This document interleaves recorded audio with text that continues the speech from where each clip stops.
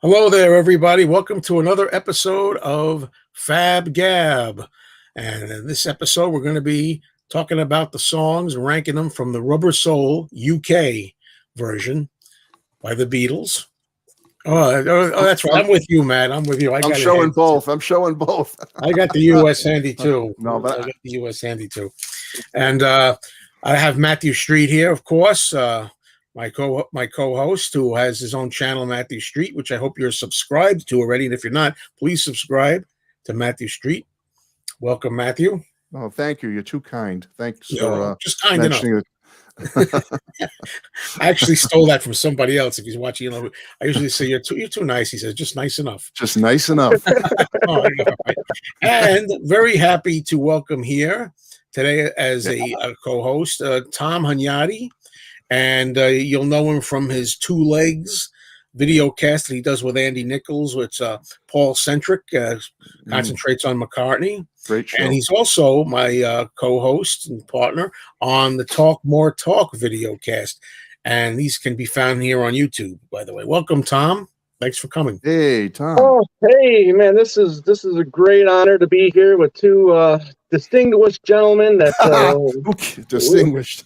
that love their Beatles chat, and I love this show, and glad to be here and talking about one of my favorite Beatle albums. Yeah, in fact, you said to me, because I wanted you to be on here for a while, and you said, can I do Rubber Soul because you said it's one of your favorite albums. Yeah. So tell me a little bit about that.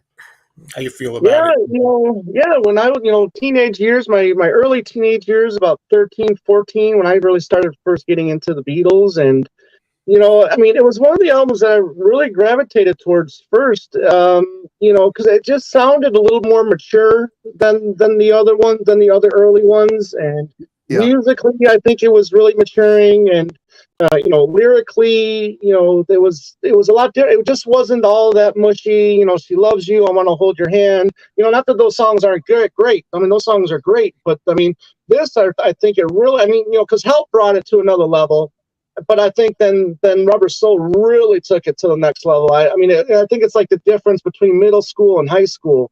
In a way, in their the Beatles' career. In a way. From if you're going to compare albums, but and it just really appealed to me. All of these songs, 11, 12 of the songs, the 14 really just appealed to me, and it's just funny how this album I just gravitated toward this album when I first started, because I started getting them all on cassette, and was listening to them nonstop, and it was this one that I was really going back to a lot. Well, it's funny. Before I get to you, Matt, I just wanted to throw in, because I don't want to be the last guy here and have to have this opinion. I'd rather be the middle guy with this opinion. Absolutely. Everybody, of course, naturally loves Rubber Soul. I like Rubber Soul. I don't know why, for me, it's never been among my favorites. If I'm going to rate like my top 4 or 5, I wouldn't have Rubber Soul in there. I don't know why, although it's my favorite album cover. And, of course, there's controversy about the UK version, which we're going to be ranking here. Right. Versus the US version. And Matt, I know you happen to be with me and that you have a fondness. Yeah. version. And I've heard Tom talk about it too, and I totally respect where Tom's coming from. He's a little younger than us. So yeah, when he was coming up through the Beatle rank, so to speak, I totally get that. If you're a person from the UK or outside the US, I should say, or someone like Tom who's a little younger and really started getting heavily into them when that UK version was the gold standard coming out on CD for the first time. I get that. I can see why you would think this is the gold standard. But from an old fart like me or Joe, Speak for yourself, sir. Yeah, I know. for us, it's this old guy right here, because I remember being a little kid it was either early 66 or late 66. My 3 older cousins had the American Rubber Soul and played it for me. And I just remember loving it so much. And yes, it's not all acoustic based, because you have stuff like Wait and Run for Your Life on it. But for the most part, it's a really folky acoustic album, that US album. Right. And I just fell in love with it as a little kid. So it's hard for me to have my affections switch over now to the UK one, although I do enjoy the UK one and I respect anyone that loves it. Yeah. So that's my take on it. I mean, it's a great album, UK album. But I mean, like you, real quick. I mean, I grew up with the US albums first, and still, I love Rubber Soul the way it was on Capitol in the US. I love, just as Tim Allen just said here, I've just seen a Face. I think it's a perfect opening track on the US, which is it was really on Help in the UK. Yeah. But I love that opening. I love that guitar work at the beginning. I'll say what I always say. Always sounded like a commercial or something, as if you're opening your curtains in the morning and letting the sun come in. We'll greet the new day. I love that as a start of the album. Yeah. And you have your orange juice, like that's an orange juice commercial or something. And then if you flipped it over and It's Only Love opened up side two, a little bit acoustic, more acoustic sounding on these songs, more folky sounding. And I wonder, we know that Brian Wilson of the Beach Boys was influenced by this to do Pet Sounds. And I always wondered, I thought he always heard the US is what he was interested in, but somebody told me he'd gotten a hold of the UK. Does anybody know what the deal is? Which one did he hear? I have to go. I always was under an assumption that it was the US version that Brian heard, but I could be wrong. I don't know for sure. Interesting. Okay, and of course, people have different opinions, and that's fine. That's what makes the world go round. And in this ranking, I should say this at the beginning of all of them. We talk oftentimes about songs that we call fatigue songs setting in, that, maybe we would think a little more of them these days, but we're a little fatigued on them, a little overplayed, a little too used to them. And people say, no, well, that shouldn't figure in. You should be ranking these one of the best to worst all period. And I respect your opinion, but in my opinion, I think, well, then what's the point? Because if there's only one right answer, these are the best and these are the worst, and this is the way you do it. Only one answer, then we don't have to be here, because everybody. Yeah, exactly. What's one? This is about what we feel, Yeah. All right. Now, and everything factors into that fatigue factor and so many other things. So this is Andy. Andy's saying he was influenced by the US album. Yeah, that's crazy, because you know what, when Andy talks about getting the US albums, when I started buying cassettes and CDs and the albums in '87, the only US album that I saw while I was buying them was the Hey Jude album. That's the only one I saw. That's why I was starting to collect all of my Beatles albums. Well, this album was released in December of '65, and again, I forgot to look up the exact date. It's December, isn't it? I have it as December 3rd. Does that sound right? December 3rd of '65. Yeah. Okay, a new era coming for the Beatles, a new feel.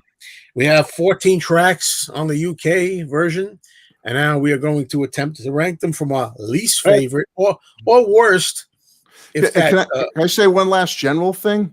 Is something I took note of when listening to this album and doing some research, and that is the Beatles were so rushed. This is such a wonderful album, yet think about how rushed they were. I think they only started recording it in early October of '65, and then the thing's out by Christmas of '65. I mean, think about that they put all these songs together and recorded them within a matter of weeks. I just thought that was amazing. You look at today where artists take 2-3 years, 4 years to put out an album. They take the whole Beatles recording career. Right. And even some of McCartney's, even some of McCartney's sessions were, 6, 7, 8 months. Right. Yeah, amazing. All righty. So anyways, so it's either going to be least favorite or worst if it applies to best or most favorite, whatever. So we're gonna start with you, Matt Street, and we're gonna go to number 14. Pressure when I'm first here. All right.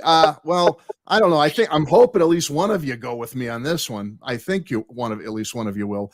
And I hate doing this again because I know I've done it. And I think Joe's still there. I hate doing this again because I think this is like might be my third time doing it to him. But I'm putting a Ringo song as my last place, number 14, and that's What Goes On. And I hate doing it because I did it to Ringo with the Help album, and now I'm doing it again. But I love Ringo, okay, folks? And I don't dislike this song. This will be my least favorite on the album. This is, I think, the first one that Ringo co-wrote. It's got a really cool sing-songy, kind of rockabilly, countryish, country western flavor to it. I love the solo on it. The guitar solo is really kicks butt, in my opinion. It's not an earth-shattering song, and when you look at it in the context of this entire album, I just think it should go in the 14 spot. So What Goes On? What Goes On? Okay, and how about you, Tom? Number 14. Yeah, we've got the Throw Ringo a Bone song. Unfortunately, it's unfortunately, you got to go with What Goes On. Yeah, I mean, it's a decent song. Particularly, I'm not fond of his vocals on this track. I do appreciate that he's a huge country western fan, and I love that he incorporated that into the Beatles with some of his songs that he did in the Beatles. But this one, I think, misses the mark vocally. And you mentioned that guitar solo. I tend to think it's a little bit of a weak guitar solo compared to other ones that we'll hear on this album. Or other guitar playing on this album. But yeah, unfortunately, What Goes On is my 14 as well. And this is why sometimes I love going last. I don't have to say anything because I make it unanimous. Yay! Wow! What Goes On? I don't. Again, I don't dislike the song. I enjoy all the songs on here, but it's clearly, to me anyway, the weakest. At least I feel it's the weakest. I like John singing the backup along with Ringo, which is nice. Wasn't there an early version of What Goes On that had been around with John? I think. There was an early version of that making the rounds recently. I could be wrong, but somewhere in my mind, I seem to remember that. People can tell us if they remember that. Yeah, I don't know. We have 14, Run for Your Life. We had a couple of those. Oh, wow. The Word at number 14. The Word. Oh, man. We have Wait at number 14. Wow. We have What Goes On by a Mile. Poor Ringo. And Phil says, Run for Your Life. John didn't like it. I don't care what John liked. It doesn't matter. Right. It's whether we like it or not. Yeah. Yeah, we're more important than John. He didn't care. And here we got, Hudson says, John originally did it. Wow. Yeah. John originally did a little version of What Goes On, if I'm not mistaken. All right, folks, and Ringo has a writing credit on that too. I think was that his first writing credit. I think so. Yeah. And I think somebody asked him in an interview, what was your contribution to What Goes On? And he said something like, I don't remember the exact amount, but he said something like, I think 2 words to What Goes On, or something like that, or a small amount of words, something like, or line, maybe a line, something like that.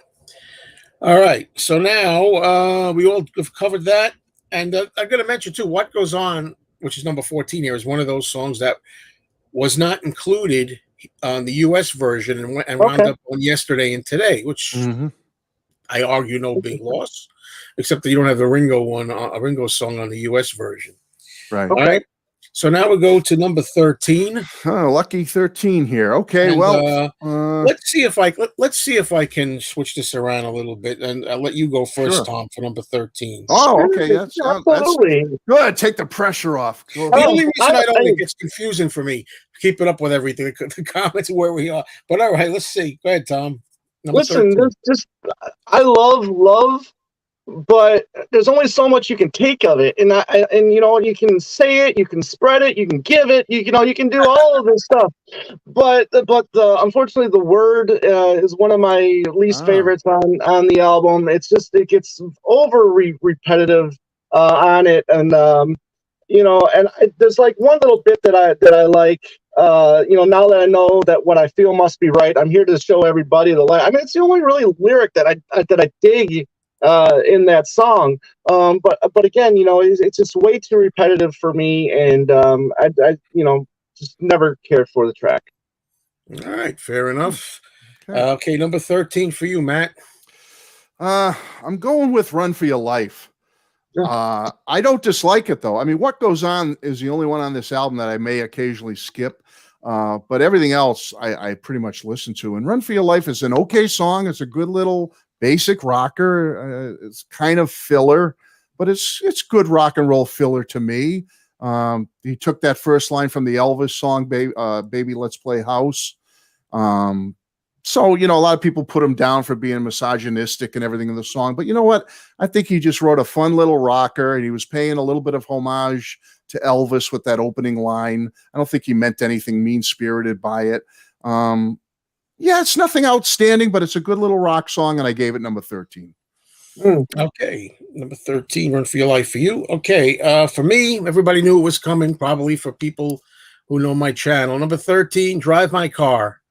I've never been a big fan of that song. Ooh. I mean, again, don't hate it. I'd tell you if I didn't like it. I don't think I ever knew that you had that one down a little bit. It's never been a favorite of mine. I can't really, you can't always pinpoint it. Sometimes you can. I don't know what it is about. Is it the beep, beep, beep, beep, yes? I don't know what it is. But it's never been a favorite.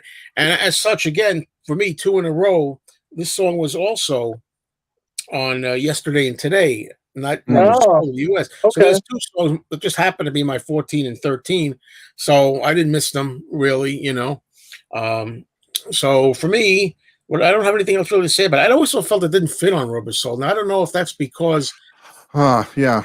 Is that because I'm just used to it not being on Rubber Soul from the U.S. or is it because it doesn't really sound like a song that I agree with you there.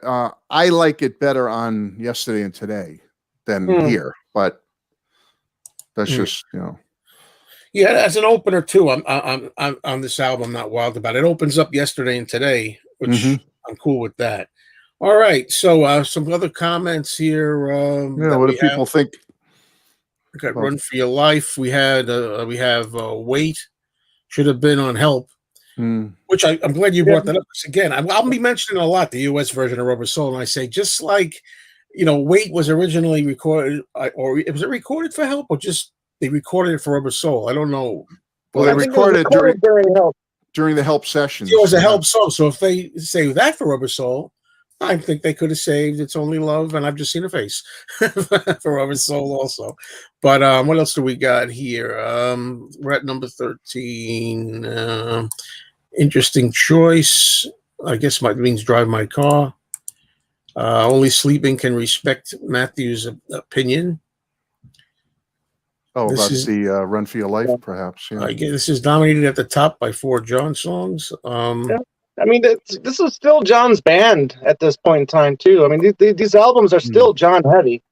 This album. Yeah, I guess so. Although that's a whole other topic. I mean, as much as I love John, I know in the beginning he was like more of a driving force, but I always thought of it as John and Paul pretty equally, even at this time, I guess. But I know what you're saying. It would be the time where, after a while, Paul would really come to the fore even more. Right. Yeah, we're in that transition period now. Yeah, there you go. All right, so let's go here. Let me just fix this here. I'm going to go to number 12, right? We're going to 12. And I'm going to start off back to you, Matthew, for this one. You're going to go with me on number 12, huh? Oh, boy. Well, this song is a good song, but I put it kind of in the same category as Run for Your Life, and that is Wait is my number 12. I like this song. I hate having to clarify that anymore. I love Wait. I mean, when I was in high school, I had this little girlfriend. And I remember I was upon graduation. Quick story. I was going in the service, and this song and P.S. I Love You were like our 2 little songs that I would be coming back from the service. You know what I mean? Like, don't be sad that I'm leaving. P.S. I Love You and Wait till I come back to your side. Blah, blah, blah, blah, blah, And so it has a sentimental value for that. Personally, but it's kind of it's an upbeat rocker, not the best rocker the Beatles ever did. I love the John Paul duet thing, but I like it. But I'm sorry, it's number 12 for me. Okay, no apologies. I think I'm going to try this. If I don't get confused, I think I'm going to put me second this time. All right. Okay. Well, I don't want to be the first one to mention this, but we have some people that mentioned this already. It is Michelle. Tom, what do you think of that? We had a lot of Michelles. I'm trying not to. What can I say about it? It's a beautiful song. Paul at his best. John reminded us at least one occasion that he wrote the middle 8, which I Love You part, I believe. I didn't know till recently how Paul got the French words. Oh, Ivan Ivan's Vaughn's. mom. I Yeah. didn't even. I just found that out within the last week. I didn't know that. Look, it's sappy, but I love sappy Paul when too. But yet I can't deny that when I'm listening to Rubber Soul and I get to Michelle, I'm like, gotta get through Michelle. I'm not gonna shut the, I'm not gonna shut the record off if I'm listening to it. I'm gonna let it play, then I'll flip it over. But it's a beautiful song, but at the same time, I'm also tired of it again.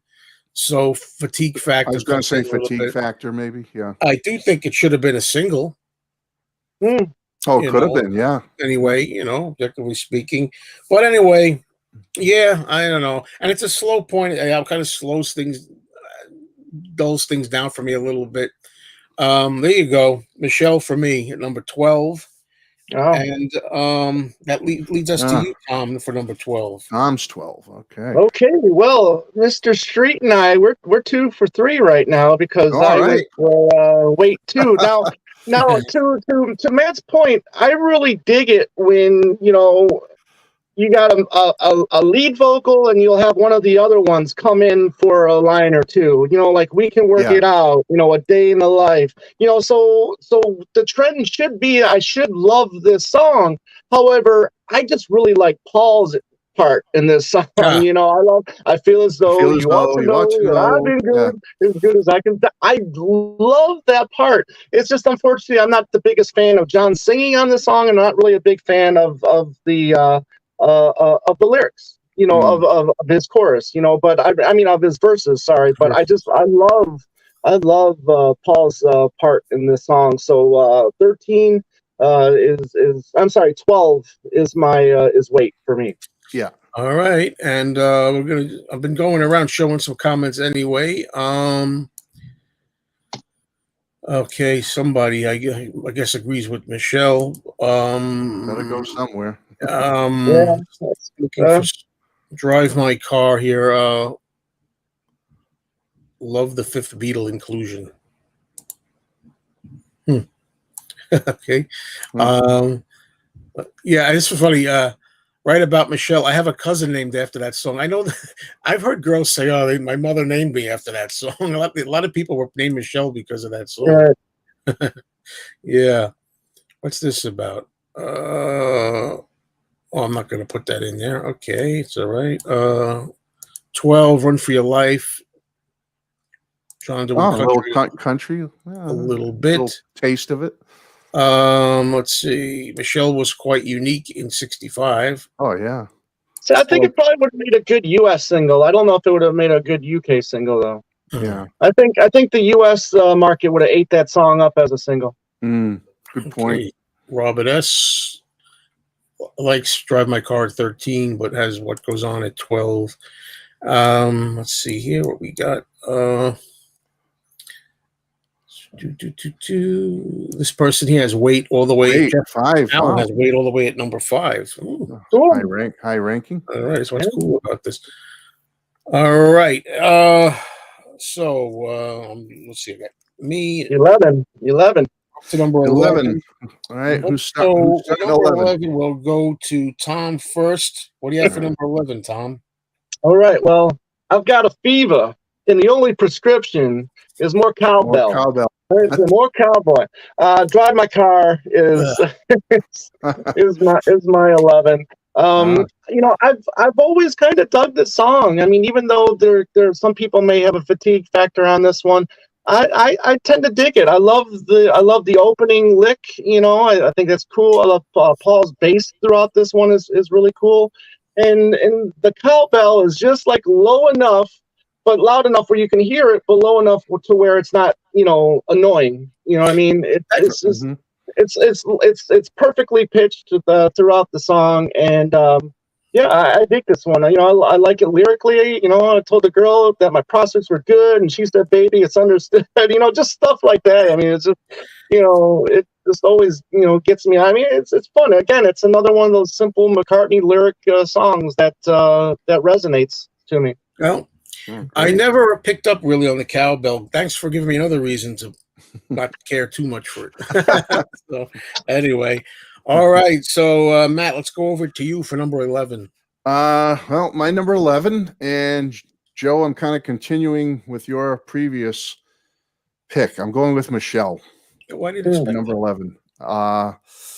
Another song that's become a Beatles standard, and everything you said about it, it's a great song. Perhaps could have been a single in the U.S. You got the use of the French language. You got great Paul bass guitar playing in this track. It's just a wonderful song, a delightful Beatles ballad, but it's not in the top tier of my favorite Beatles ballads. It's just one of those like, oh, yeah, it's good. I like it. I listen to it, but, number 11. Oh, well, ready for, there's going to be at least one shocker for me, I think, in this, and this is probably the moment. I'm a John guy, right? I mean, John's my man, right? He's going to surprise people. Girl at number 11. Yep. Wow. Never a big fan of Girl. A little surprised. Never a big fan of it, but don't hate it, of course. But I don't know what it is. I don't know. Again, I can't explain it. I always felt I should like this a lot more than I do. I think I did like it more when I was a younger person. I just, I'm trying to think know what it is. The slightly risque background. I don't know. It's not that, and I never really even thought of that until people, brought it out. That's clever. That's clever. Just lightweight John. I don't know. But there was a line in that song though that is one of my favorite lines in all Beatles songs because I can relate to it. And I don't know. I think somebody said Paul wrote this line. Don't know. Let me know. And the line is, "A man must break his back to earn his day of leisure." Yeah. See, I love the line before that one. Oh, that's a good line too. Yeah. That's a good line. Oh, yeah. They're leading into that. Sure. Yes. But I do love that line. And I'm a little dumbfounded at why I have this at number 11. But there you go.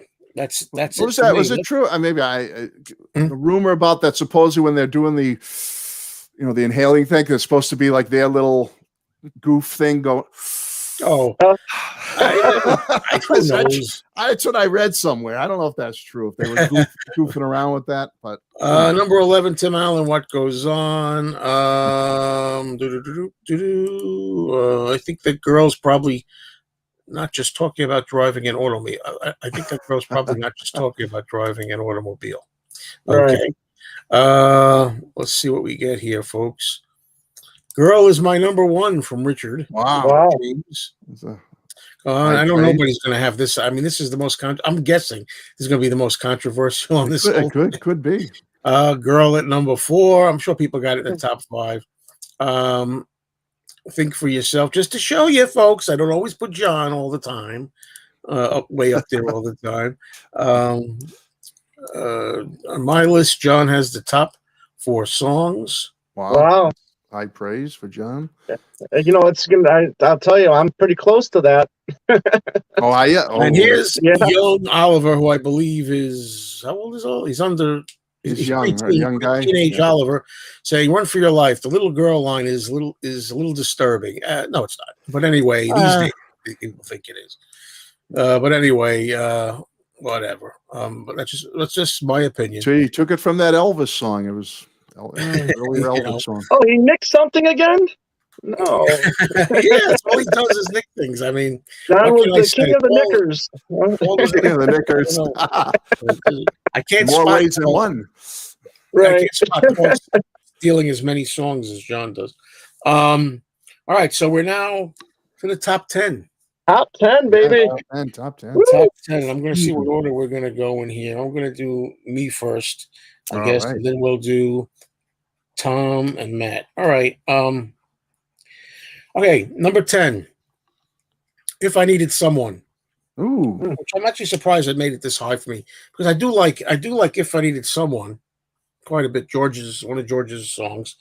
Again, I grew up with it on Yesterday and Today. Although I think this it sounds like it fits Rubber Soul, the vibe of Rubber Soul to me. It belongs here, so to speak. It's a good song, not a great George song.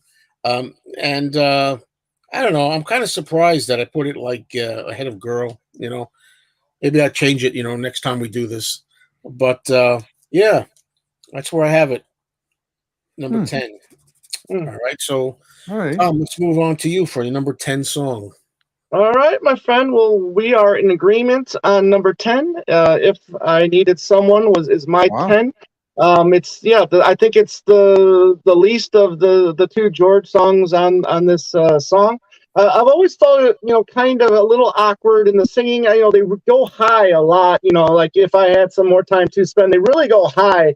In the vocals, and you got John and Paul, doing a lot of backing vocals on this track as well, which are fine. But but lyrically, this one's never really been, I think, worthy of a great George track. But I think with this and then the other one, I think you really see the progression of George and where he's going as a songwriter, and I think you kind of had a feeling that he was off and running with these two songs, but unfortunately, I like the other one a little bit better. Yeah, I agree. Cool. Yeah, I agree. Okay, where are we at? Trifecta, boys. Trifecta. You all got it in the top 10, though. I have If I Needed Someone at number 10. And but I love the song. I mean George doing his praise of the Byrds, I guess. And I love the Byrds. I love that Rickenbacker 12 string, everything about it, kind of power pop-ish to me. And anyone who knows me knows I love power pop. So I definitely consider it in that category. I've just always loved the song. I just think I like it a little better on Yesterday and Today than I do on this album, to be honest with you. And I know George also played on the world tour, which was kind of cool that he finally got to do one of his own songs instead of a cover on the U.S. tours. And just the way all three are singing together on it and harmonizing together, I love it. It's a great song. I just like Tom kind of alluded to it, so I'll just go with Tom on this. I just think it's the lesser of the two George songs on this album. We're in agreement on that one. I tell you, I've always dug the carve your number on my wall, and maybe you'll get a call from me. That's my my favorite part. I mean, I really think that's a cool line. Yeah. I really think he's really maturing as a songwriter here, or at least he's on his way. Yeah. All right, number 10, we got Run for Your Life here. We got You Won't See Me at number 10. Tim Allen's got Girl at number 10, Phil, 10, Michelle. Paul dug it out to finish the album in time for Christmas. Oliver says If I Needed Someone was originally his number 1. Wow, high praise. Yeah, he's absolutely. The Word for William Joyce. Yeah. Okay. If I Needed Someone at number 3, Hudson. It's a great song. I love it. Number 10 is Wait for Clear Coat. John and Paul taking turns at singing. And let's see. Doc it says 10 is The Word. Annoying guitar strikes affect its ranking. I do like how it ends, though. I'm like, there's a lot of comments. I can't get them all. Girl at number 10 here. You Won't See Me, number 10. Did FaB GaB start early? No, it actually started kind of late. Right on time. Right? once we started on time. It was on time. Well, 1 minute early, maybe. We usually do it an hour earlier. The show. So who knows? Early or late, take your pick, depending on how you want to look at it. A minute early from 3. I think I started it. Anyhow, all right. So now we're up to the 9th track. Number 9. Number 9. So we're up to the 9th track, and let's start with you, Matthew Street, for number 9. Sure. Number 9. I think you've both already had this one on your list, and I'm finally getting to it. And it's a song I love. I just love it on Yesterday and Today a little bit better. If for some reason on this album, my mentality just doesn't seem to have it fitting on this album. But it's a great song, a bluesy Motown influence, and that's Drive My Car. Great groove on this song. I love it. It's a good rocker. I love Paul's bass playing in it. He's just all over the place. He's wonderful. The guitar lick is great. It's just one of those timeless songs that I never skip. I always listen to Drive My Car, but I don't know. It's got to be something to do with me loving the U.S. album version so much that I just always picture this on Yesterday and Today. And On this album, it just seems a little out of place to me, so I gave it number 9. But I love the song. Paul opened his 1993 world tour with it, and I was at a couple of the shows at that tour, and it killed. It's great. I didn't even care for it when he opens his show with it. No? To tell you the truth. Oh, I loved it. I like Hello Goodbye as an opener. Oh, that's a great one too. Magical Mystery Tour. Yeah. That's my favorite opener, Magical Mystery Yeah. Tour. He picked some good ones for his opening show. All righty. So now we got Tom. Let's go to you Tom, for number 9. Number 9, okay, appropriate enough. It's a John song at number 9. Just a little backstory. I growing up, becoming a Beatle fan, I gravitated towards John. John was, I still am a huge John Beatle guy. I mean, he's still my guy, and I'm still a Beatle John guy. And the rebellious, the tough guy attitude from John just really appealed to me, and Run for Your Life really appealed to me when I was a teenager, because I was rebelling a little bit myself too, and he could be a tough guy, he could be mean, and we also know he could be sweet, with some of these songs, but I really like the lyrics to this one. As bad, I mean, even though I'd rather see you dead, little girl. I mean, yeah, we don't want that, but then to be with another man, and that I'm a jealous, I'm a wicked guy with a jealous mind. A lot of these things you can relate to some of us, some of those guys. I guess, obviously, I don't want to see any girl dead or anything like that. But yeah, this was. Make sure you got that clear, yeah, folks. Right. Yeah. Let this be a sermon. I mean, everything I said, baby, I'm determined, and I'd rather see you dead. I mean, as an adolescent, as a teenager, this is the kind of stuff that you dig from time to time, as a young guy. You know what I mean? So this song really appealed to me. Then, I mean, it's kind of, went down the list a little bit over the years because I started really appreciating some of these other songs a little bit more. But I still dig the song. Still dig it. No, good rock. Okay, there you go. You have it straight from Tom's mouth. Okay, now for number 9, here's one. I'm gonna be the first. Am I the first one to bring this in? Up, I think I am. You might be. Oh boy, You Won't See Me. Oh. Okay. Seems like it should be higher, but for me, like what I'm liking right now, I don't know. I like the fact that Paul's like expressing his frustration in the song. I mean, I like in this album. There's a couple songs here where Paul's like talking about the Jane Asher songs. Ships. Yeah, and I really like that he's coming forth with that kind of stuff in the lyrics, and I do like that fact that he does that. It's just something about the song. I don't know why it seems a little long to me in some ways, and I heard at least one person confirm what I always suspected. And I want to see if anybody else ever noticed it. It seems like, I think it was Ron Schomburg in the book Growing Up with the Beatles. Yeah, great book. Said it seems like he could swear that it slows down a little bit. The tempo goes down ever so slightly later on. Really? Yeah. Right. And I thought that it was just me. That's the first time I ever said, well, I thought that too. But we'll see if anybody else thinks that. But yeah, I like the song. It's just where it falls, for me. Okay. Number 9, You Won't See Me. Let's I probably got a lot of comments back here. Let me see. What do we got? Well, You Won't See Me was 10 for George. 9 is Drive My Car, Oliver. 10 is Girl for James. I think these are older recordings. Number 9 for me is The Word, early version of All You Need Is Love. Love the harmonium. Number 9, Drive My Car. Number 9, You Won't See Me. Number 9 is Wait. Number 9 is The Word. Love the arrangement with its driving funk beat and excellent vocal harmony. Simple and compact. Wait at number 9 for Matthew Turnage. So wait, there's a lot of stuff here. I'm looking through you at number 9. Interesting. Okay, Drive My Car, number 9, Tim Allen. I got to get up to date here. Oh, up to the minute. I should say. I can't. There's a lot of stuff here. We can read them on the side.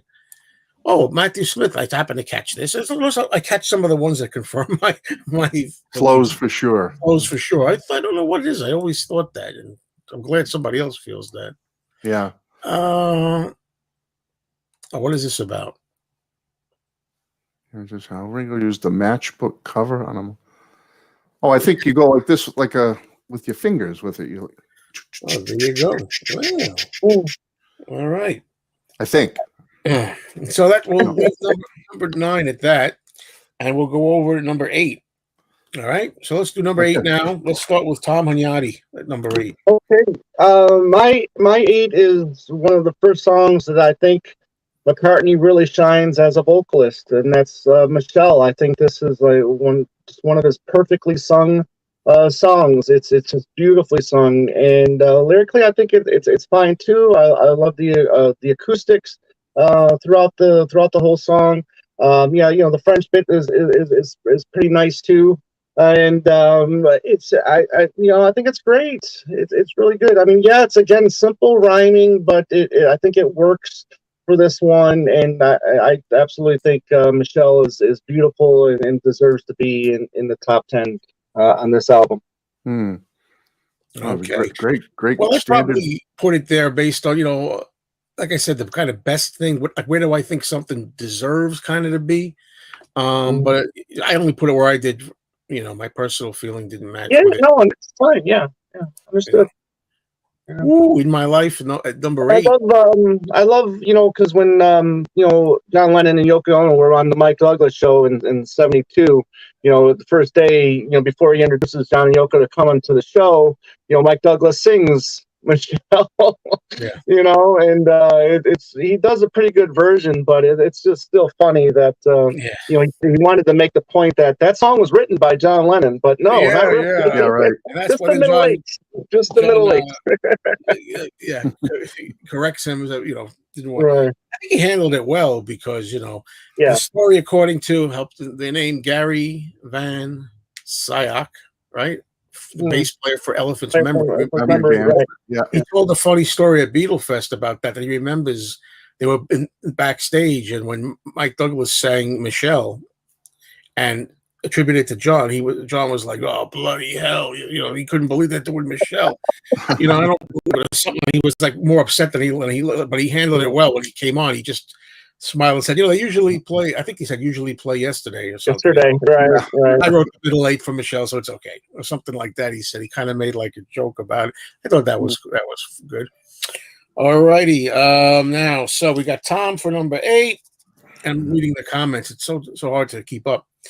I'm going to go to you, Matt, for number 8. Number 8. I have "You Won't See Me" as my number 8. Great Paul song. I love it.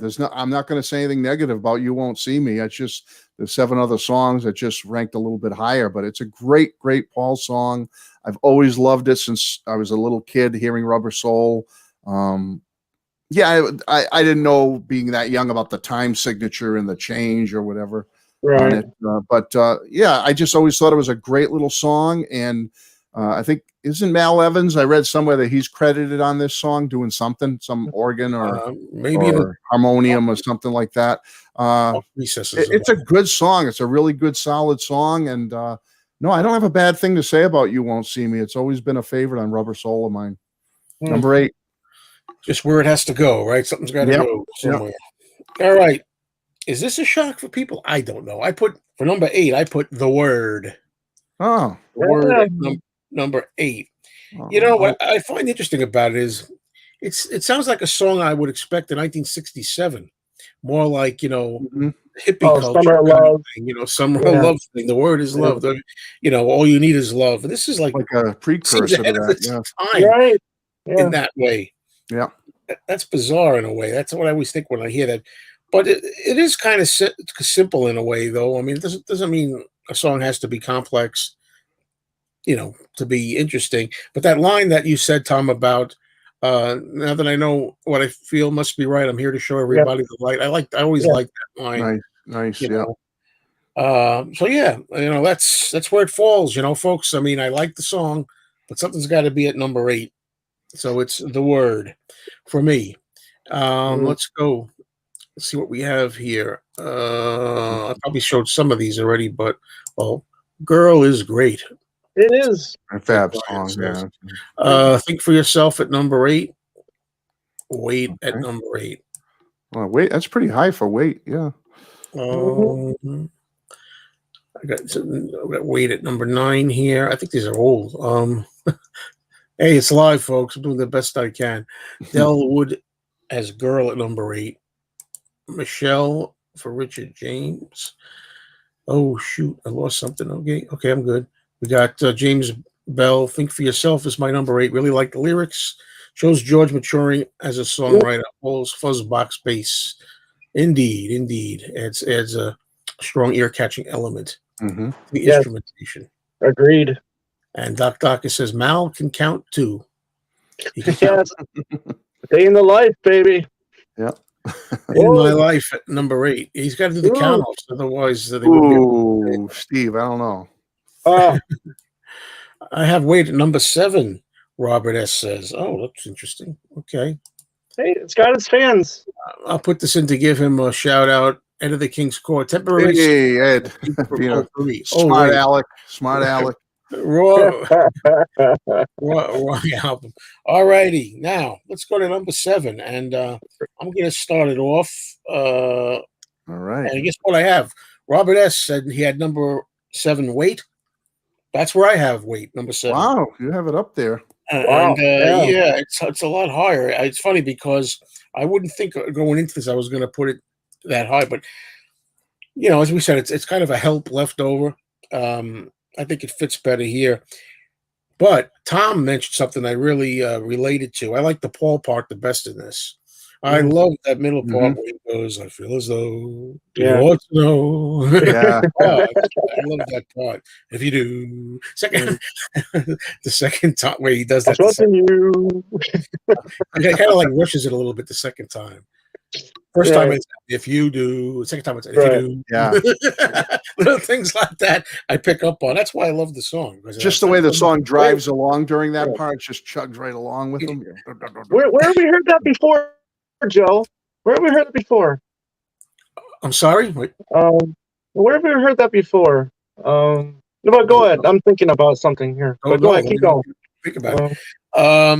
I mean, I do like the idea that you have a John part and a Paul part. I think, I just really like the middle the best in that. So, yeah, waited all the way up to number 7 for me. Oh, good. This time. What am I to do if I don't have you? I see what yeah. It's a little slower. Richard Dolan's favorite album. Don't put that out. Yeah. That's Richard's favorite. I guess it does work. I gotta live that. I'm always picking on that song. What is it? Your Loving Flame? Loving Flame? Yeah. Because of that simple June Moon Spoon stuff. And here I am loving it. It just gives me goosebumps, this one. What can I tell you? All right, so Tom, you're next for number 7. What do you got? Number 7, yeah. I mean, again, the first of what I think consider the 2 Jane Asher songs. "You Won't See Me" is my 7. Love this one. I love all the lyrics. I think this is a great track. Personally, I mean, he, throughout his solo career, he never really let us into his personal life. Here, you're actually kind of getting a little bit of his personal life with Jane, him, her heading off to have her career when she really wants him more like to be the homemaker, instead of the career woman. So I really dig this song a lot. When I call you up, your line's engaged. I haven't heard enough, so act your age. I mean, all of the songs. I just really dig this one lyrically. I think this is one of his better lyrical songs throughout the Beatles, and and it's just too bad it took like a relationship to or a bad moment in the relationship for a great song for like this to come out. So, it's I think he sings it well too. A couple of people have mentioned they like the mono better than the stereo. A couple of exceptions I'll get to. No, the couple of things I will only accept the stereo versions, and we'll get. Right. In a But couple, the line I like the best in the song is "Time after time you refuse to even listen. I wouldn't mind if I knew what I was missing." That's a really cool line because a lot of people say, "Well, when I'm gone, you're not going to realize what you're missing." And here he's saying, "Well, I wouldn't mind if I knew." Right. I wouldn't mind. We just put some other sevens up here. All right. So now we go to Matt for his number 7. What do you have? I think one of you mentioned earlier, I think it was you, Joe. I have my number 7 is Girl.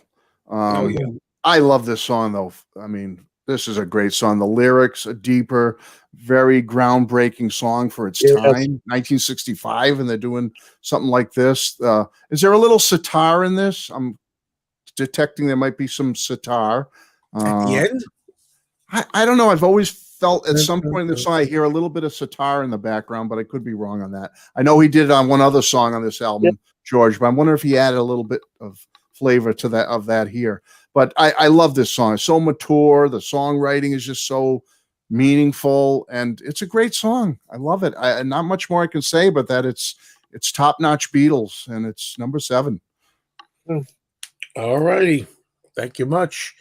Let's see what we got here going. I mean, put some of these up already, but we have Jeff Allen puts in my life overplayed the fatigue factor, I guess. I don't think it's overplayed. Well, I agree. Not overplayed. 14-minute outtake with the oh yeah, think for yourself. There's a think for yourself outtake with them trying to do it. Yeah, it's fun. You can find that on YouTube if it's still there. James has the word. Jazzy Jimmy has the word. Great rocker. I love that organ. Let's see what we got here, folks.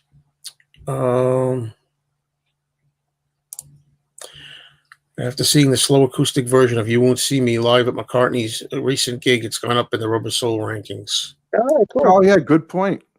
Yeah. Hudson has I think for yourself. And I'm sorry if I don't get everybody here, Okay. All right. Thanks very much. Now we're up to number 6. 6, I believe. Wow. Getting close to the top 5. Ooh, exciting times. Exciting times. All right, Matt, I'm going to start with you this time for number 6. Sure. A song I love. I mean, this goes back to when I was a little kid, and just Paul's funky bass on this, just to this day, I love it. It's The Word, number 6. It's got a funky groove. It's danceable. It's one of the songs of this album. If you put it on and crank up the volume, people could get up and boogie to it. It's just got a good vibe to it. And we talked about earlier about the All You Need Is Love thing and how it's a little bit ahead of its time with the love stuff. And I think that's great. And you got all 3 Beatles kind of singing lead on this at points in this song. And it's just a wonderful, upbeat, positive, funky song. I use that word. It's funky Beatles, and I love it. I've always loved the groove on The Word, and that's why it factors so high for me. And number 6. Okay, I'm just putting flashing some of these on there. Sure. Okay, you can see them. Just some opinions. Let's see. Tim Allen edited a 10-minute version of "Wait" once just to keep hearing Paul's part. Wow, that must be there you go. There you go. That's interesting. All right, Tom, what's your number 6 choice for this album? All right. Well, hopefully this doesn't piss too many people off having it at number 6. Some people might have this higher. I don't know, but doesn't have a point of view, knows not where he's going to. Isn't he a bit like you and me, Mr. Nowhere Man? I love it. I absolutely love the song. And it's not one that I really liked a lot as a kid, but over the years, it's really grown on me, and love the lyrics to this one. Still not a big fan of like that the little guitar solo in the middle. I mean, I think it's a not really the strongest guitar solo, but it fits the song. But Nowhere Man is 6, and I mean, there's a lot to love about the song. It was cool that it was included in the Yellow Submarine movie, And but yeah, you know, Nowhere Man is my 6. Shame on you, Tom. Yeah, It's okay. So Zeech Calzone. yeah, there you go. Oh, look at Jeez, this. Calzone. Matthew Turnage. Don't feel bad, Tom. I had it I number had 8. an 8. Wow. Hey, There you go. Nowhere cheers. Man's my number 1, David Jackson. Robert S. Wow, Tom, David. I'm so disappointed in you. I'm sorry, buddy. Robert, please. My girlfriend hates Nowhere Man, CJ Perry says. Yeah, and those harmonies again, you know, on that song, just like to so many other songs, whether if it's, you know, If I Need Someone. I mean, the harmonies are just gold throughout the whole Beatles career, you know, those harmonies. Yeah. And look at this. Steve had What Goes On all the way up at number 6. Whoa. All right, now for me, folks. You're waiting for this song. I know some people are waiting to know where I'm going to put this song. It almost made the top 5. I threw you a bone, folks. I didn't put it in the top 5. I put it number 6. Uh-oh. That is John Lennon's Run for Your Life. Ooh, Okay. you had it way up there. You know, in this recent out of control PC era that we're in, I'm not going to get too political. I'm just going to say that. I mean, I never heard people complaining about the lyrics in that song. Now, John himself didn't like the song. He didn't like the song. Mm-hmm. We know that, okay? But John wished that he could record all the Beatles songs over. Yeah. One time, George Martin even asked, John, what about Strawberry Fields? And John supposedly lowered his glasses and said, Absolutely. I mean, you know, well, the artist is his own worst enemy and hardest critic, I would say. But then again, I'm not saying Run for Your Life is a masterpiece. It isn't. It's not one of the best songs he ever did, that's for sure. But I like Down and Dirty feeling, like when he would do a song like You Can't Do That. You know, you're flat or something, or I'll Cry Instead. The lyrics, I don't know, you don't. John didn't go out and kill anybody. He's not going to go out and track you down and hunt you down and kill you, you know. And as we've said, it was basically the line that opens up Elvis Presley's "Baby, Let's Play House" that he took that from, and then started making a song, I guess, around it. I'd rather see your dead little girl than to be with another man. That went back to Elvis, you know, that line. So blame Elvis if you want. But yeah, it's just a character. It's a character, and in the song that's a jealous person that is going to just not appreciate you, you know, even playing around on him. Even back then, John was a jealous guy. He was a jealous guy even then, you know, jealous from the beginning. Yeah. And yeah, what else can I say? It's very controversial. You know what I mean?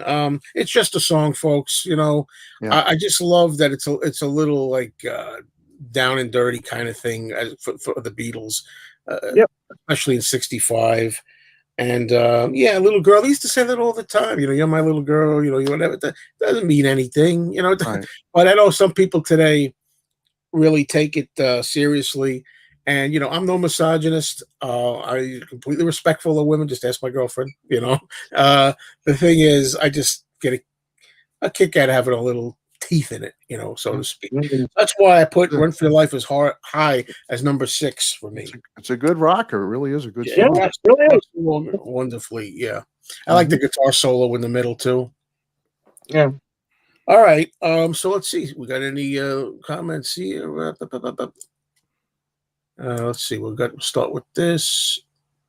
Norwegian Wood. Okay. Then Matthew Smith talks about that sound in Girl. The guitar capo replacement makes a on his guitar he's doing that part. Okay. Yeah, that could be it. It sounded like a sitar anyway. Doc Scott, number 6, If I Needed Someone. The lyrics a little weak, but you won't feel that weak when some girl carves her number on your wall. So, all right. I could see now. I'm seeing older comments. We got.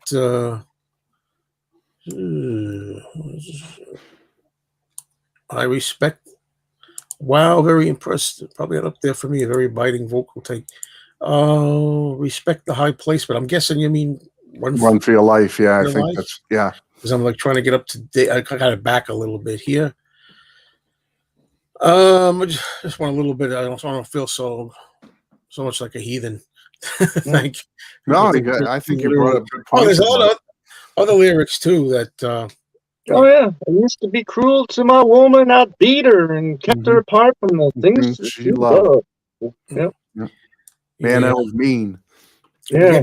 We'll get to that song too in a few albums, right? All Yep. right. I'm just trying to like. I'm not gonna. All of these I can't put up here. What's this? Number one is "Drive My Car." You got to leave early. Oh, sorry. Sorry, Matthew. I'm sorry I put it so low for you. All right, all right. You know what this means, guys, don't you? We're into the top Top five. Oh five. wow, already. And it's 1 hour. We're on 1 hour at this point. Top five, 1 hour, the 1 hour mark. So I don't have the order figured here, but I'm going to go for Tom first. I think on this one. Yeah. Okay. Great. This is, my favorite George track on the album.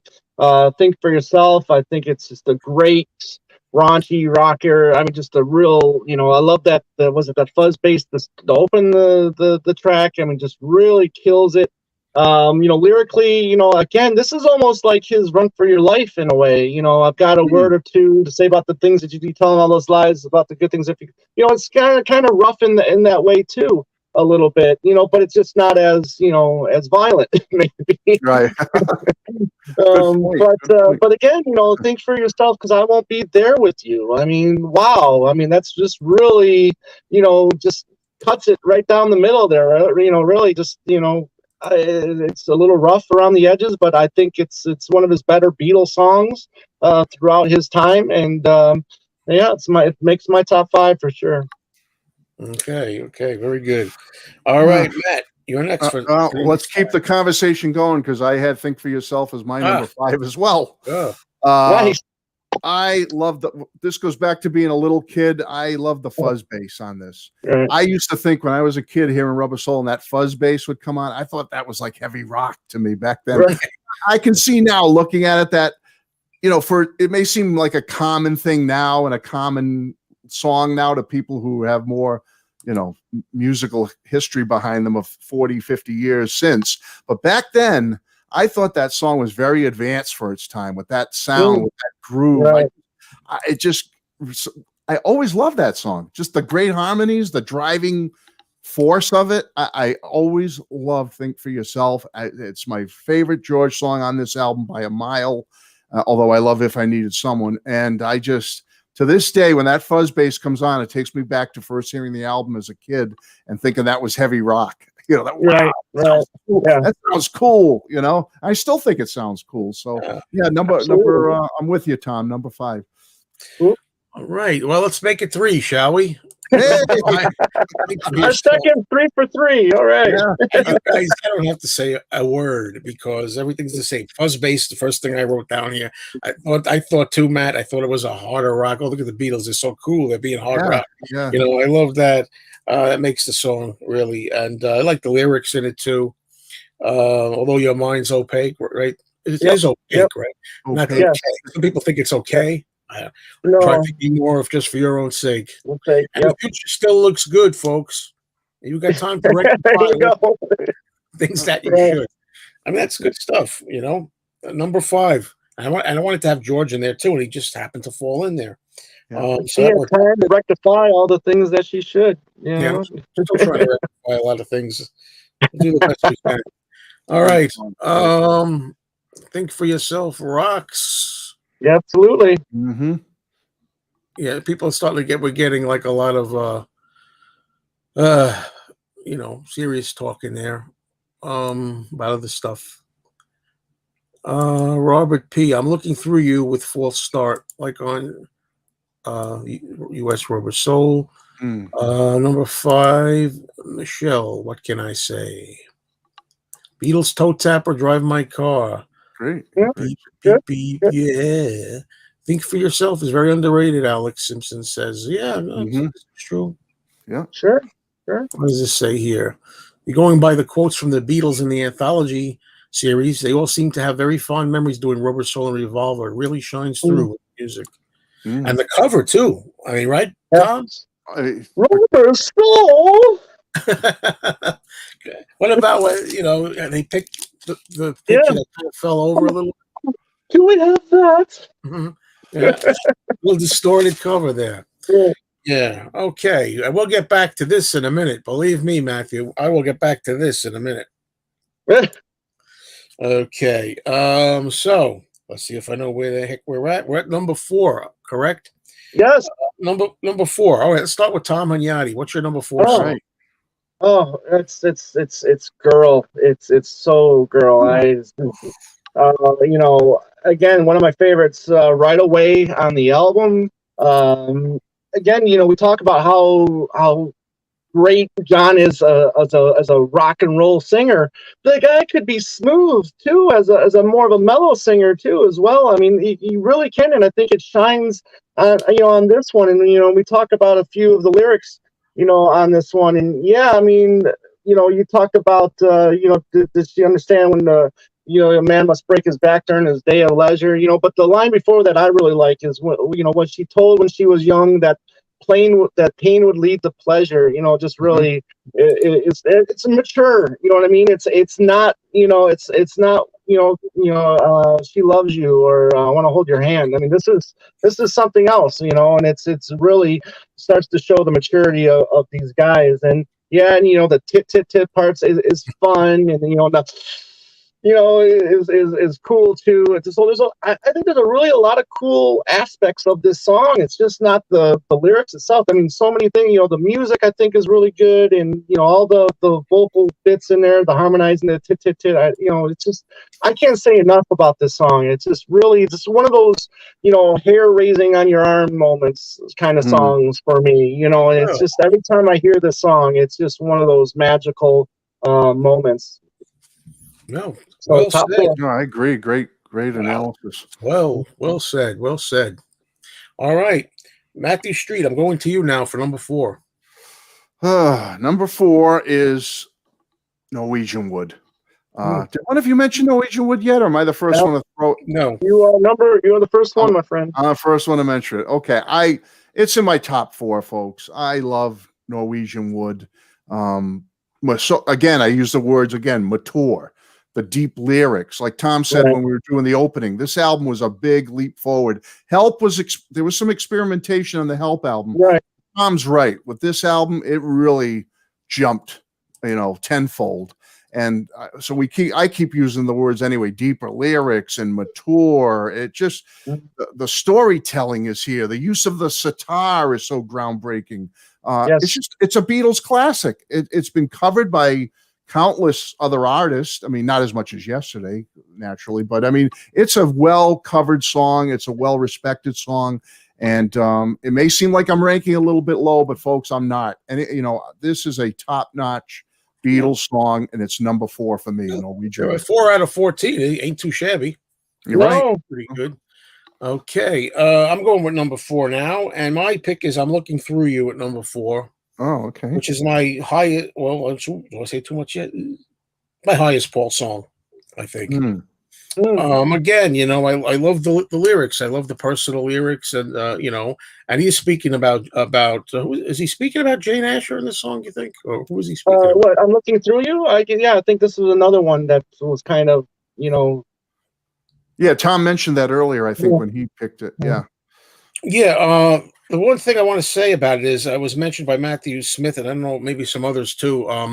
The stereo version, at least American, has the false start version. Right. That's the first one I ever heard. Yeah. And to me, I cannot listen to. I mean, I can listen to it, but it's not the same to me. It doesn't sound like the right intro when I just hear it just start.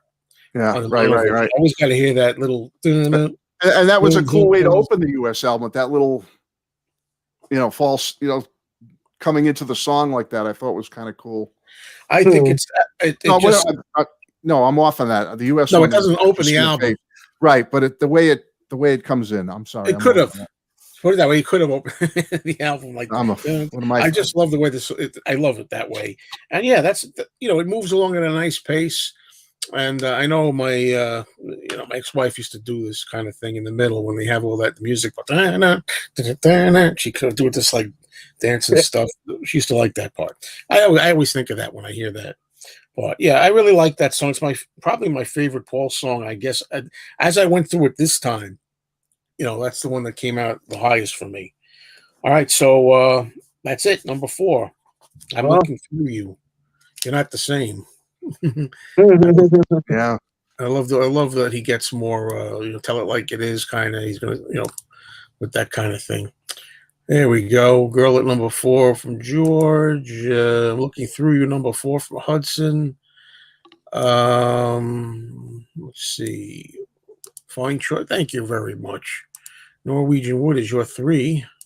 No. I think the false start is a mistake made by Capital. What do you think about that? I don't know about that. Yeah, was that? I don't know. Honestly, It I almost don't know. sounds like it kind of like was an idea that maybe they were going to use. I don't know. Yeah, I don't think I ever read anywhere where the Beatles said they did that intentionally. I don't, because it doesn't seem like a blunder to me the way it comes off. It may be, but it doesn't sound like it. It seems like it's almost intentional. I don't know.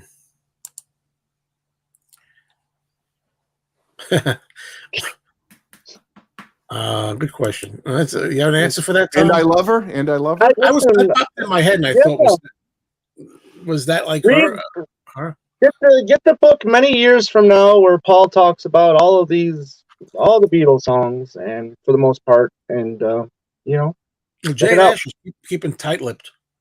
Oh, she won't say anything. She's done a phenomenal job keeping tight-lipped. Can you imagine what a book she could write? We need a book out of that girl. Her and Heather together. What a book that would be. Her and Heather together, right? You've got a woman that dated probably the most eligible bachelor in the swinging 60s, and just has kept a tight lip on that whole relationship. That what 4 or 5 years relationship, and it's just I would like to think that she's been offered millions to do a tell-all book, but she's keeping it classy. So we gotta respect that. Not to get off track, but I'm shocked that Heather Mills hasn't signed a deal to do a book with anyone. I'm sure she is. Maybe she's waiting for when that unfortunate day happens. Oh, I see. Yeah, I hear you. The false start was an error by Capital. It wasn't on their mono mix. Well, I know it wasn't on the mono mix. I prefer it with the false start. But you get stories of like Paul would tell the story, like they would purposely, like on the White Album, they were like for the stereo mix, they would do something a little different than the mono mix. Like, you get I've got blisters on my fingers on the stereo, but not on the mono. Right. So they said there are times where they would do things like that on purpose. Mm-hmm. Good point. All right, I'm just reading all the comments here. All right, so we're up to number 3. Wow. Oh boy. Wow. All right. Number 3. I haven't picked an order here, so I'm gonna go. Let's do I'll go first for this one because I don't know. Tom, I'm just writing it down so I get it right. I gotta cross it off. All right, number 3.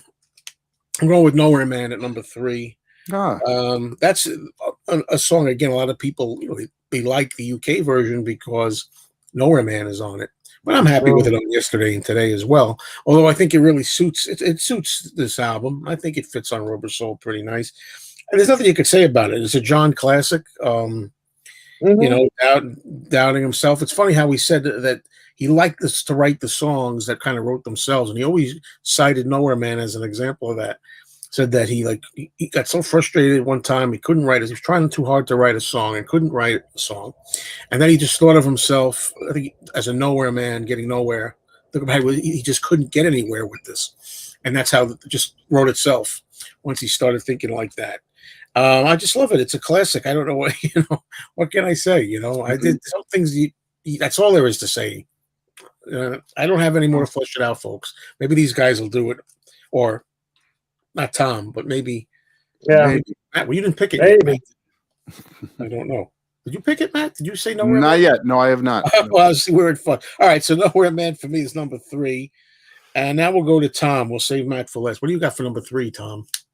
The acoustics that opens the song, and then it goes into the sitar following. I get goosebumps. Again, another goosebump song for me, Norwegian Wood. I think David Jackson had this at his number 3 too, but I just, you put the headphones on and you just hear that ding, ding, ding, ding, ding, and then it goes into then the sitar comes in, and then again those wonderful, wonderful soft John vocals that that I don't think get enough praise as much as his rocking vocals do, a la Twist and Shout or whatever. But this great this great vocals from him. And again, like Matthew Street said, the mature vocals again on lyrics on this one again just is so right up there. And I love, when it gets to the part where he goes, she told me she worked in the morning and started laughing. Then you get Paul coming up with just a little higher than John when they're harmonizing those bits. And and Paul has done that a few times throughout from other Beatles songs too, where he'll just come on up just a little bit more and you can hear his vocals a little bit better. But, everything about the song I think is perfect. And it's, again, unfortunately, the other two I think are just slightly better. So it was really, I had an easy time ranking this album. However, you get a perfect song like this. You get like 3 or 4 perfect songs on an album, and then the hard part is just like, okay, do I like this one just a slither better than the other one? And that's where, that's where I was with my top 3. It's like, my top 3 are actually 4 really. I love my top 4. I love with a passion. Right. Well, okay, tough. Yeah. All right, just a sliver sometimes. Yeah. Oh yeah. Okay, and that leaves Matt Street for number 3. Well, similar to what I spoke about with the fuzz bass earlier, the frenetic instrumental breaks in this song. When I was a kid, I thought they were the coolest thing, and that's "I'm Looking Through You." It's my number 3. Many people may not rank it quite as high, but I've just always loved that frenzy on the instrumental breaks. I love the bridge part when Paul sings, "Why?" I can't sing. "Why? Yeah. Tell me, why did you not treat me right?" Right. Just got a good flow to it. It's just a great melody, and the deeper lyrics, like Tom was alluding to earlier, with singing about his significant other Jane and stuff. It's just a great all around song, a perfect Beatles melody, and it's just always been a song that's appealed to me on a high level. So I had to really put it up there in my top 3 because it's a song I love tremendously. "I'm Looking Through You." All right, I'm looking through you all. All right, let's just see what we got here. I'm looking around here. Number 3, Michelle, adore this song. Right. Nowhere Man was one of, if not the first song, John and George used Fender Stratocasters. Oh, the light blue Strats, yeah. Well, it must be the most single potential album of all time. And Wait, then maybe the album that had the most potential singles on it. Yeah. Right. Maybe. oh, singles. Yeah, potential. maybe. Yeah. Yeah. I get you. Yeah. I know what I meant. Okay, Wait, it was all the way up on for Jeff Allen. Number Beatles 3 runs about cartoons. the Beatles cartoons. Yeah, it was on one of the episodes, I believe. Okay, so we got it straight Top- here. It's thank God, one of those happy mistakes. Good. I'm glad. Sent the wrong edit.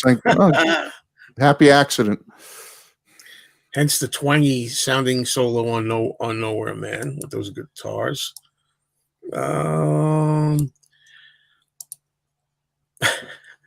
That's not it. How do you say his last name? Hope Dominic Fike, wasn't it? Fike. I might be Doesn't off do a on- cover of songs on this album. You and me both. I had to put that up there because I agree. And don't forget, March 27th is Patty Boyd's birthday. Oh, happy birthday. March 17th. March 17th.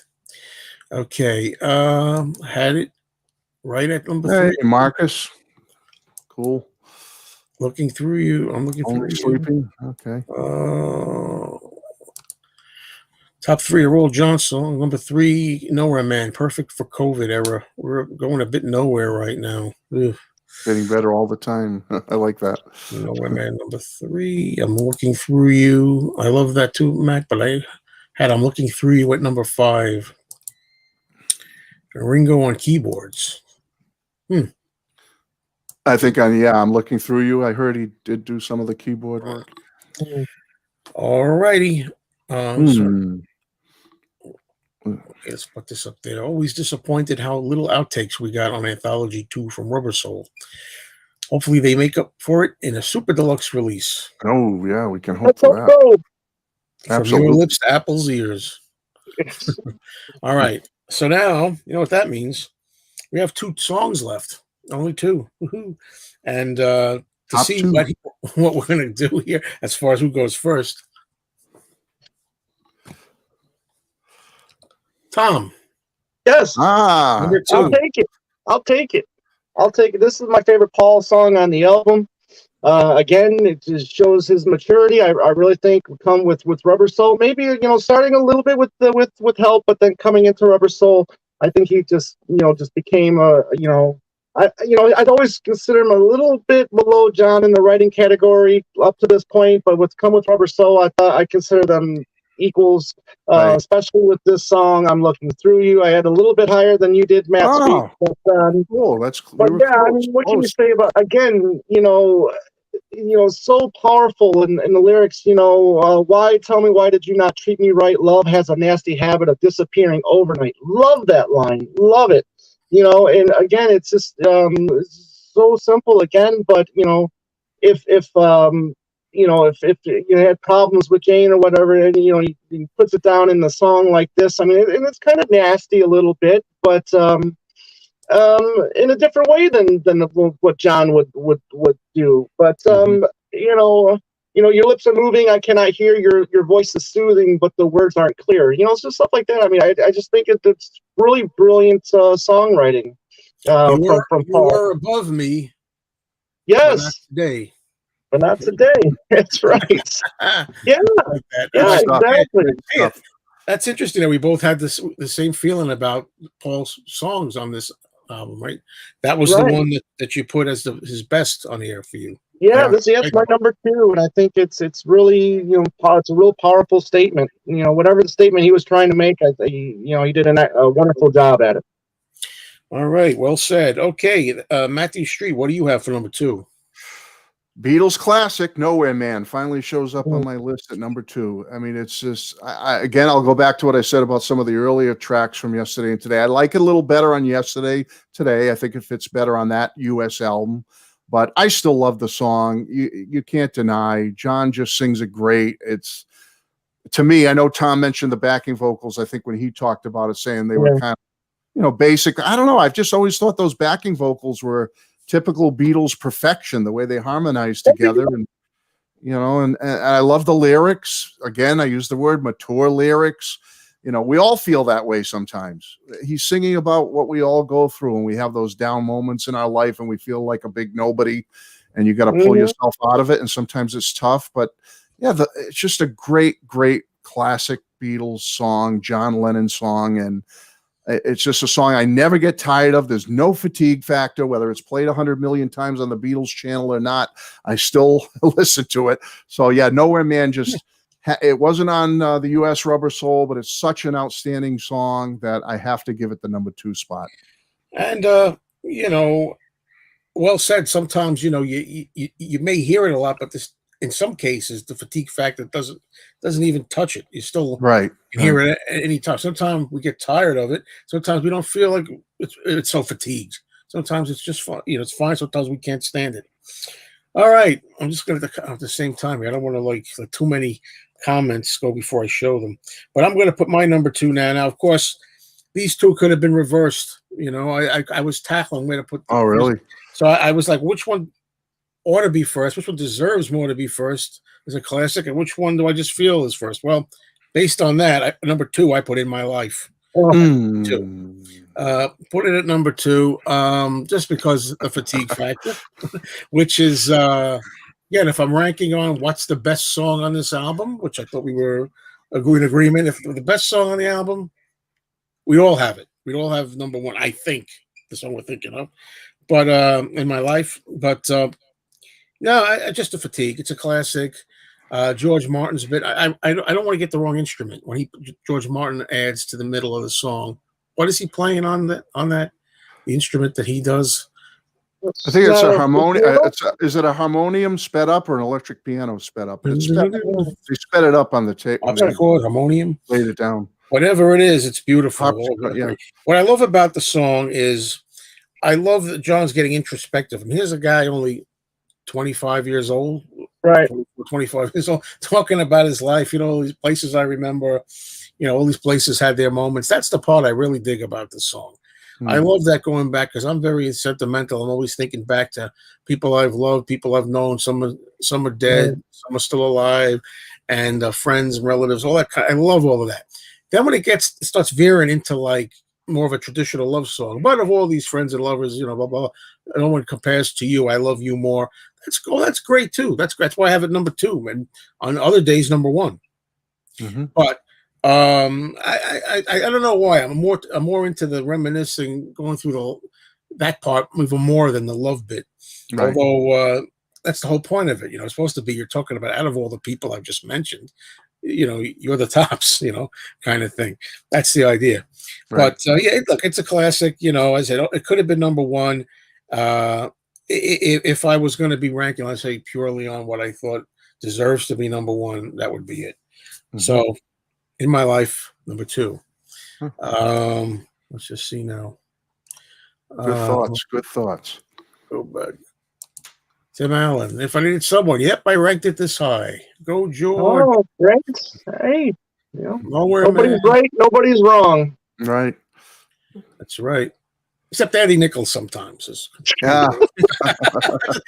I love you, Andy. Is he still out there? I want to say hi. He popped in early. I want to say hi to Andy. I love yeah, Andy I saw on that Nichols show here a while ago. He was great on the show with Tom. Yeah, that's made his day. We 3 made Diego's day by putting I'm looking 3 was high as we did. Oh, cool. Number 2, Norwegian Wood for Hudson. Right? Norwegian Wood. I'm looking 3 is number 1 for Bill. Oh, nice. I like it. Nowhere Man. Oh, only sleeping we matched. Amazing that John was stuck in nowhere trying to get a song, and that prompts Nowhere Man. Yeah, so it's a very interesting tidbit. Fun fact. Yeah. More comments. My life. Okay, Phil has In My Life at number 2. Hey, two classics. In My Life and Girl. Hey, can't go wrong with that either. There's another one. Girl, great. What's this say? Robert P. In my number 1 In My Life. John song Right to My Heart. Lost 5 brothers. So it means a lot. Very well, like you said, Joe. Relatable. It's a relatable song. All righty, folks. This is it. Number 1. We're down to 1. And I'm gonna start with you, Matt. Oh man, pressure's on. Well, I think you all know what my pick. You all know what my pick is. It's just one of the best John and Beatles songs ever in my book, and that's In My Life. It's my number 1. The melody. It's just, let me just say, perfection all around, rather than go through all the little things about each. It's just perfection. The lyrics, we've already said it, so deep, so meaningful. Yeah, John singing about his life, but it could be anyone's life. Like Joe said, it's relatable to everybody. We've all lost people in our lives, whether through passing away or through just friends we don't see anymore, or significant others that have moved on and we moved on. But it's just such a song that. And I'm going to just say something. When the anthology opened up with it back in 1995 or whatever it was, I'm going to show a little emotion here and say that even though I'm a guy, I can say it. I had some tears in my eyes when that show opened, that special on ABC, and they started with In My Life and showing clips of the Beatles. It just hit me, man. It just hit me. It relating to my life and to what the Beatles went through. I love the song, and I always will. In My Life, number 1 will always be number 1 on this album. Whew. All right, I changed my vote. I changed my vote. You're so right. No one's right and wrong here. But you really hit a little tear duct. That's why I wear these things, so you don't see the tears. Yeah. All right. So now we're gonna go to Tom for his number 1. Matt, I love you, buddy. I love you, man. I mean, in my life, in my life, I love you more. You said, I mean, you said everything I wanted to say. This song can be interpreted. I get flustered when I talk about this. It's very moving, very emotional. It is one of those songs that you listen to and you could just stop and just start crying because a memory can come in your life. There are places I remember Yeah, like, there are places I remember. There are places you remember. I mean, and then you just stop and you think about those things, and it's just got so many powerful moments in the song, and it's just yeah, I love it, and I don't think I'm doing it any justice right now, but it's just again, it was a clear cut winner for me on this. It always has been, and it's just so powerful, and I love it, and I want to break down and cry right now just thinking about it. Yeah, absolutely. I hear you. I'm with you. I'm with you. You guys, so moving. You guys have So convinced me. Can I go back in time? No. Around because you're so edit this. You can edit later. Oh, you're right. It is that's the best. All those emotions. Oh yeah. All right. I changed my mind, but all right. We'll stick with what I had originally on paper. Number one, I put Norwegian Wood, probably because of the.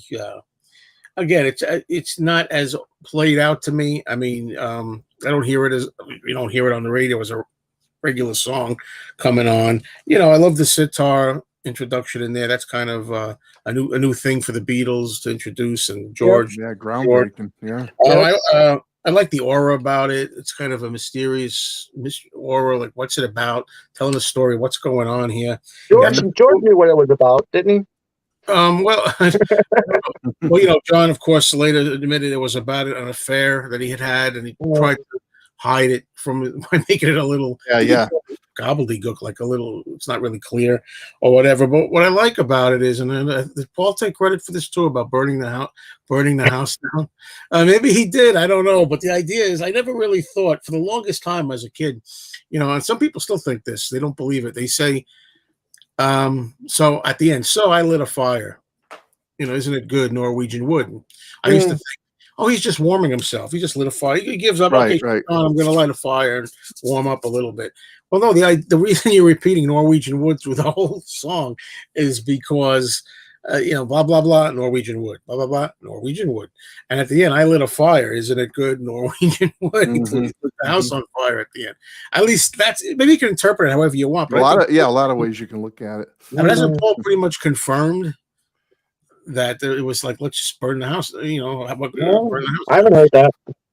Oh, you haven't heard him say it? No, I haven't heard that. No, I haven't heard that. Because I heard him say that. I'm thinking, well, was it his idea? Please, I hope it wasn't his idea. Right. It was John's. Right. Well, whatever it is. It is. What are you going to do? I just love it. And one thing I will say about it, I like the anthology version too, the crude one, where some of the the way John sings it, sings it backwards. Drinking her wine, biding my time. It's backwards. And another thing I'll say in support of the stereo version, and I'm pretty sure it's the mono version where you hear a cough. There's a cough on it, and a lot of you know what it is.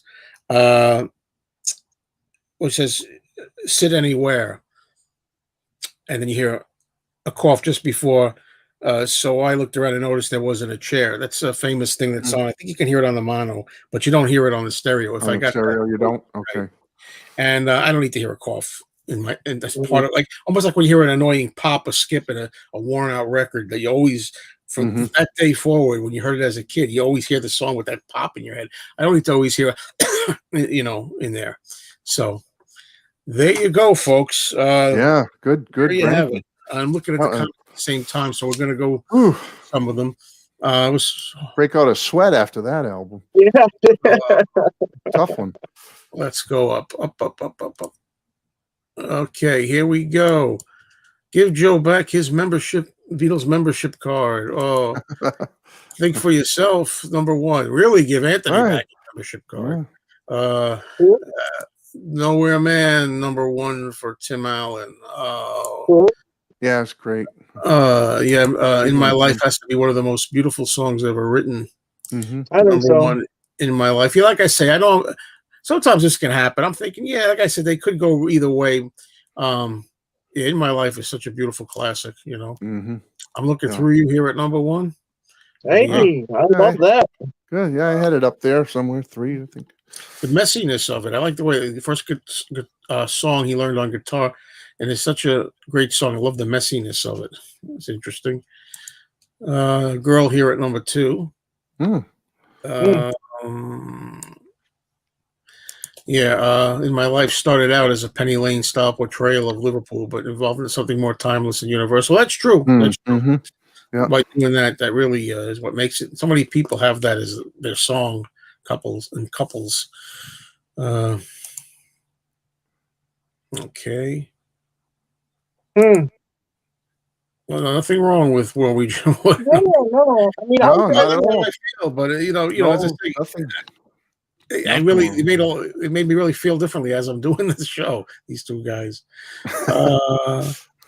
Let's see. Cough Paul. Yeah. Yeah, does that mean does that mean that it is Paul? I don't know what to he's like, Paul. I think that, yeah, maybe they're alluding that Paul made the cough. I don't know. I think I always took it as a cough. It could be a noise, some noise, but there's something there. Very tough album to rank. Revolver should be equally tough as well. Now, No, that's absolutely. a good time to say. Now, ordinarily, the next album that we would do, next show I would do of this would be Revolver. But I've decided that a good idea would be, why don't we do Past Masters Volume 1? I'm going to split them into the two as they were originally, released, 1 and 2.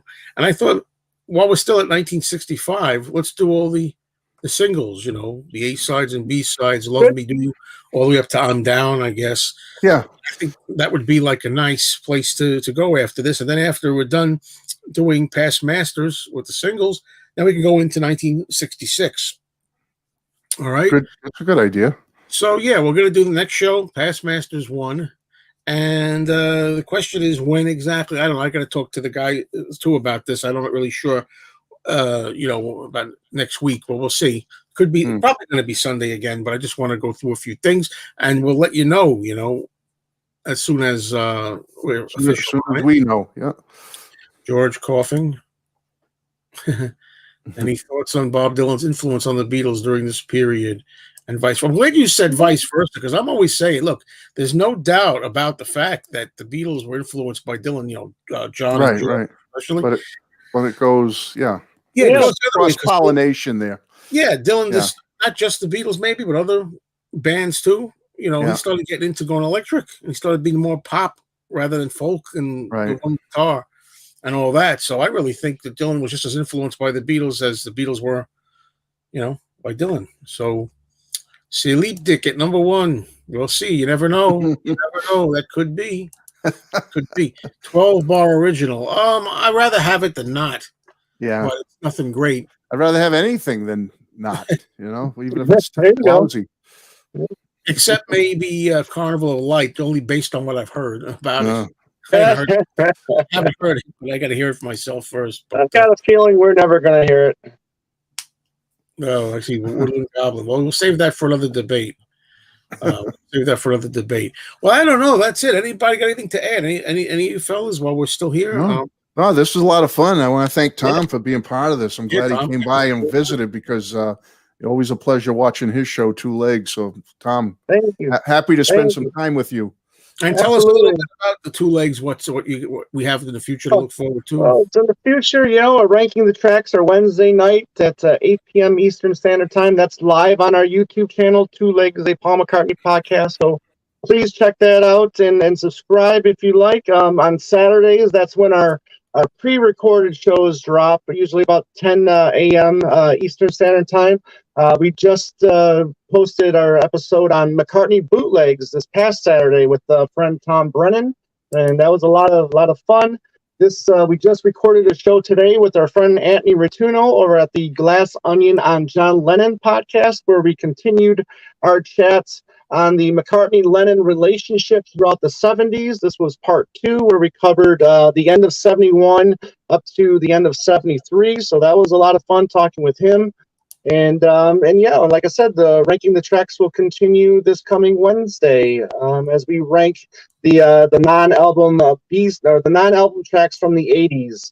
And unfortunately, we weren't able to do that last Wednesday, but we're going to continue this Wednesday with that. So please check it out. That's all right. Okay. Says German is not a good language to rock in. Well, I don't know. What about 99 Luftballons? And Always is there Kommissar German? I don't know. Yeah. Kommissar. I don't know. Is that German? Anyway, okay, Matthew Street. What? You got anything interesting coming up? Or yeah, I'm gonna be doing another Matt Mangels McCartney episode. I'm up to Flowers in the Dirt, so I'll be doing my memories of Flowers in the Dirt in my life during that period. And yeah, and then yeah, I have a big video coming up after that one, but I'm going to save that as a surprise. Joe kind of knows what it is, but it's gonna. I kind of alluded to it on a Richard Dolan broadcast recently, and I'm going to do the full video on it coming up. And let me tell you something, folks. I mean this. Do not miss that show. And I'm not just saying that out of like, you know, you always say, oh, don't miss it, folks. Be sure to watch. I'm telling you, listen to me. Trust me. This video he's talking about. Look at me. Look at me. Do not miss it. Get my glasses off for this one. Yeah. Do not miss it. Yeah. Look at. All right. Yeah. All right, folks. It'll be fun. So that's the one after the Matt Mangels McCartney Flowers in the Dirt. Yeah. Okay. Okay. All right, everybody. So thank you all for being here, and we're looking forward to seeing you when we know, you know, that you know, we're going to do the next show. We'll let you know. We'll let you know. Yeah. Okay, everybody. So this is Joe Mayo. Take care. Signing off for Tom Hunyadi and Matthew Street. Later. Bye-bye, everyone. Thank you.